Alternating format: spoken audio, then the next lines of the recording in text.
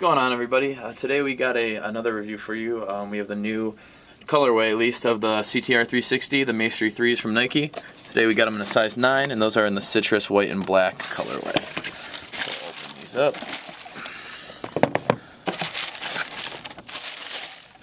As always, with the Nike boots, you get the bag as the extra.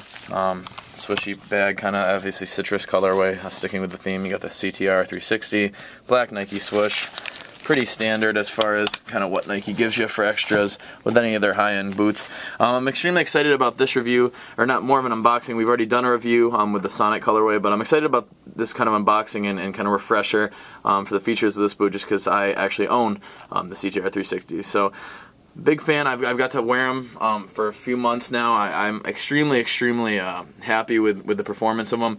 As far as the boot itself, you're going to get an entirely Kangalite upper, ACC control, which is the all conditions control. Basically gives you much better feel in kind of bad climates, bad weather. So it doesn't retain water as much as other boots. Obviously the Kangalite synthetic leather upper, very soft. These guys are about a whole ounce lighter than the Mastery 2s from last year's model, so they are a lot lighter. Very soft. Another thing you're going to realize as soon as you try them on and kind of just seeing them, these are probably the widest boot Nike has out. So with me having a wider foot, they work very well for me. They stretch as well, including the width that's already kind of given. So if you have a wider foot, these are definitely a good option for you. Extremely comfortable shoe too. If you kind of right out of the box, one of the few boots I've tried on and own that right out of the box, they're going to be very comfortable, and they're not really going to give you a whole lot of problems as far as breaking in. They're pretty much good to go right out of the box, at least from my experience with them. As I said, all Kangalite upper, kind of 3D pass pad in the inner, kind of more of a rigid, thicker surface on this guy. Basically just more of a marketing ploy, but kind of just what they're supposed to do is it's supposed to give you a little bit better kind of spin if you're kind of curving the ball with the inside of your foot, kind of using it as a pass pad. I don't notice a huge difference as far as using it. I don't see here or there. I think it's more of just kind of a marketing thing from Nike, but nonetheless not a bad feature. As far as the inserts of the actual shoe, you do get the EVA sock liner with the pour-on insert. Basically, it's going to reduce stud pressure, or that's what it's supposed to do. Pretty solid insert. Obviously, it's a little more rigid up here for kind of to cut down on slipping, but pretty comfortable. Pretty standard as far as what Nike gives you. A little bit thicker than most models, so you get a little bit more comfort there.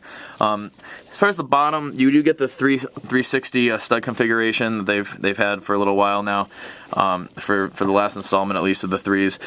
If you've seen the other reviews, I'll kind of just go over it really quickly. What you're going to find with these studs is they're very flexible. They're very similar to the Evo Speeds from Puma. It kind of gets you a better look right here.